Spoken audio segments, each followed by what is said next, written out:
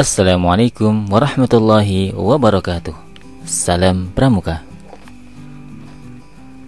Kali ini kita akan membahas bersama tentang seorang pramuka dapat mengetahui dan menjelaskan hari-hari besar agama di Indonesia. Silakan ambil posisi yang nyaman.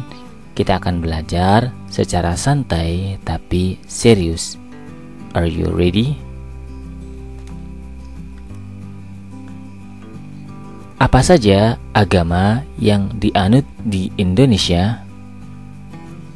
Di Indonesia ada beberapa agama yang dianut oleh kebanyakan masyarakat di Indonesia.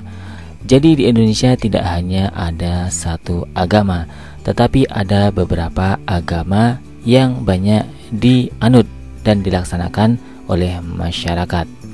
Apa saja?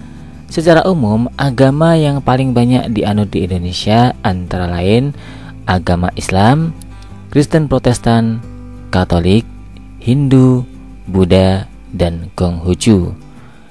Meskipun ada beberapa agama atau kepercayaan yang masih dianut oleh beberapa masyarakat di Indonesia, seperti animisme, dinamisme, dan kepercayaan nenek moyang, tetapi keenam agama tersebut adalah agama yang paling banyak dianut di Indonesia, dan ada beberapa libur nasional berdasarkan perayaan agama-agama tersebut.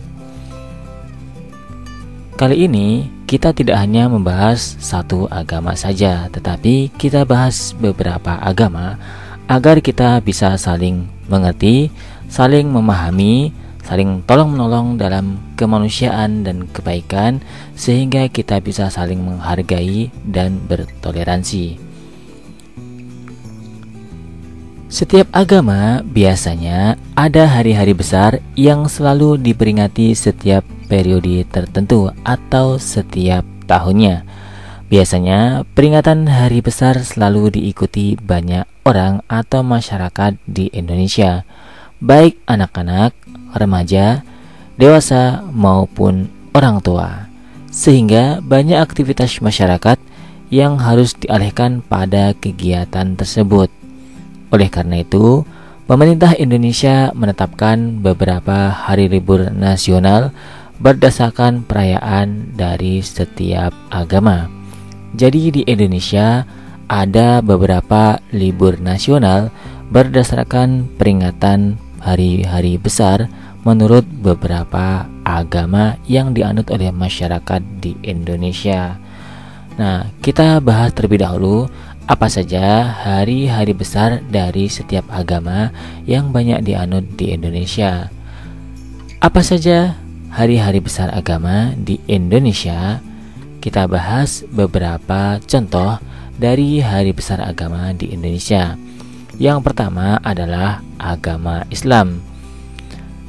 Dalam Islam ada beberapa peringatan hari besar agama atau hari raya yang diperingati setiap tahunnya. Yang pertama adalah Idul Fitri, yakni setiap tanggal 1 Syawal. Diperingati setiap tanggal 1 Syawal setelah umat Islam melaksanakan puasa di bulan Ramadan selama 1 bulan penuh.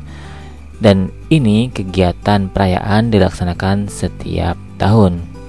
Yang kedua adalah Idul Adha, yakni hari raya yang mana pada perayaan tersebut umat Islam menyembelih kurban berupa hewan ternak pada hari raya haji, yakni tanggal 10 Zulhijjah, dan hari-hari tasyrik, yakni tanggal 11, 12, 13 Zulhijjah. Kemudian yang ketiga adalah Tahun Baru Hijriah, yakni Tahun Baru Hijriah diperingati setiap tanggal 1 Muharram.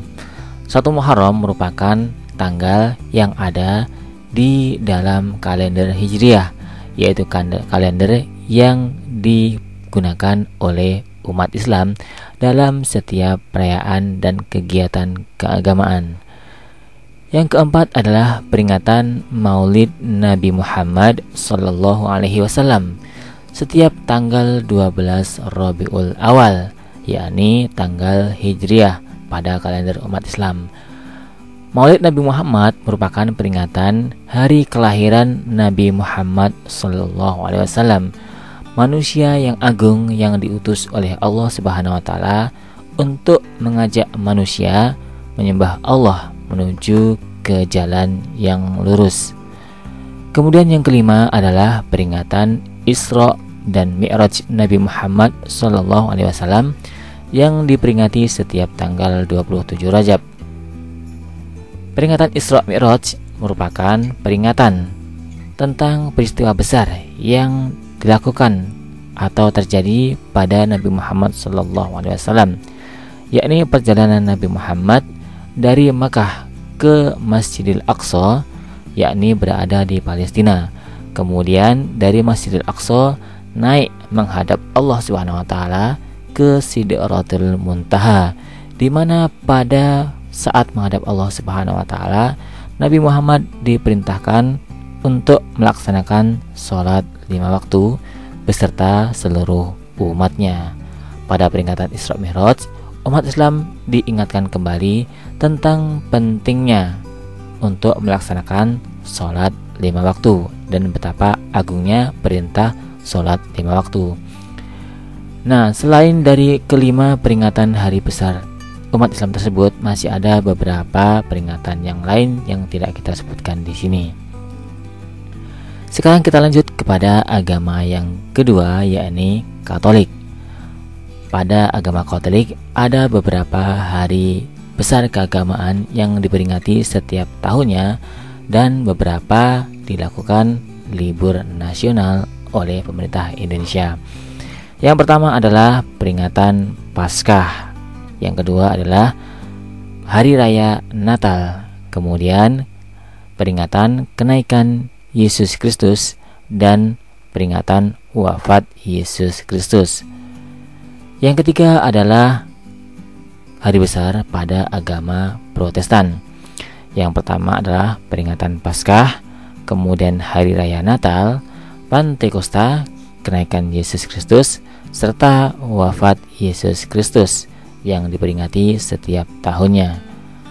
Kemudian keempat adalah hari besar agama Buddha, yakni pada agama Buddha biasanya diperingati Hari Raya Waisak, yang mana Hari Raya Waisak diperingati setiap tahunnya. Kemudian yang kelima pada agama Hindu. Hari besar agama Hindu diantaranya adalah Hari Raya Nyepi, Galungan, Kuningan, dan lain-lain. Kemudian yang keenam adalah Konghucu. Pada agama Konghucu ada hari besar yang diperingati setiap tahunnya. Misalnya adalah Tahun Baru Imlek, Cap Gomeh, dan lain-lain. Demikian beberapa contoh hari besar agama di Indonesia. Nah, sekarang kita bahas ya beberapa waktu hari raya dari masing-masing agama di Indonesia. Nah, secara umum setiap agama di Indonesia punya kalender sendiri-sendiri, sehingga peringatan hari besar agama disesuaikan pada kalender yang dipercayai dan dianut serta diamalkan oleh setiap agama, sehingga libur setiap tahun dari peringatan hari besar berbeda-beda. Jadi tidak ada yang tetap kecuali yang menggunakan kalender Masehi, yakni seperti hari Natal. Nah, yang pertama kita bahas peringatan hari besar agama Islam. Yang pertama adalah Hari Raya Idul Fitri, yakni diperingati dan dilaksanakan setiap tanggal 1 Syawal. 1 Syawal adalah tanggal yang ada pada kalender Hijriah, sehingga jadwal libur pada kalender Masehi menyesuaikan penanggalan kalender Hijriah. Yang kedua adalah Hari Raya Idul Adha atau Hari Raya Kurban atau Hari Raya Haji, diperingati setiap tanggal 10 Zulhijjah. Nah, 10 Zulhijjah ini merupakan penanggalan pada kalender Hijriah, sehingga jadwal libur nasional pada kalender di Indonesia, yakni kalender Masehi, menyesuaikan penanggalan pada kalender Hijriah. Kemudian pada agama Katolik, yakni peringatan Hari Natal atau Hari Raya Natal yang diperingati setiap tanggal 25 Desember. Begitu pula pada agama Protestan, peringatan Natal diperingati setiap tanggal 25 Desember. Kemudian keempat, agama Buddha, yakni Hari Raya Waisak yang diperingati setiap bulan Vaisakha. Vaisakha ini adalah penanggalan pada kalender Buddha. Biasanya Vaisakha diperingati setiap bulan Mei. Nah, sedangkan tanggalnya berubah atau berbeda sesuai dengan penanggalan Buddha. Kemudian yang kelima adalah agama Hindu.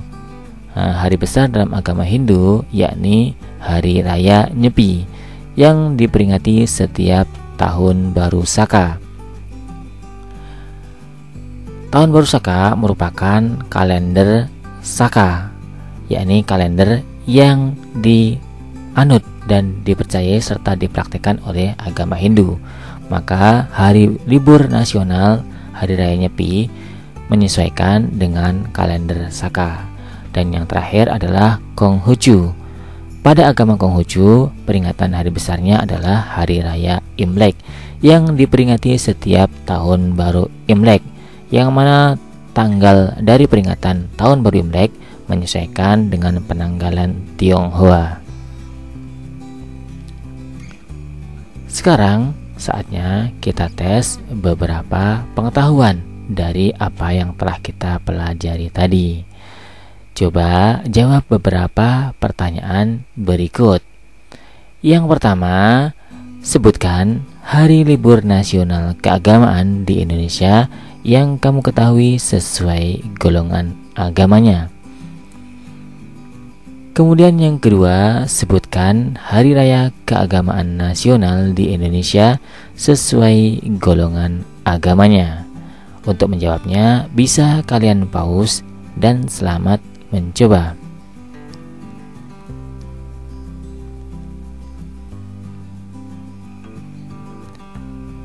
Sebelum kita masuk ke sesi penutup, kita refleksi terlebih dahulu supaya kita termotivasi untuk menguatkan diri dan menyemangati diri dalam kegiatan kepramukaan.